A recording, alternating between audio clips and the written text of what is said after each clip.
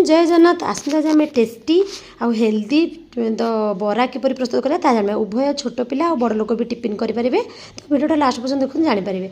तो फास्ट आम सुजी केमती 10 मिनट बतुरे देवा एपटे आम आलू सिझे देवा। तो देखते आलू सिझी जाइए आलू सुजी भी देखते फुली जाइए देदेवा। तापर आम पिज मक्का कैप्सिकम गाजर कंचा लंका चुन चुन को सही देवा और लुण ताकू देके आम भलकी चकटी देवा। देखूँ पूरा चकटाटा देखूँ बेसी माने बहला हेनी कि बेसी मोटा हेनी। तो तापर आम तावर देखूँ तेल पोछिकी एमती टिके बरा करके थोईदेवा। देखूँ केते सुंदर भी देखा जाए खाया भी टेस्टी ता ऊपर आउ टिके सोरिष तेल एमती देदेवा। तो ताकू तापर आम गोटे थर लेउटे देवा। देखूँ केते सुंदर लेउटे हो जाउची पूरा छाड़ी हो जाउची।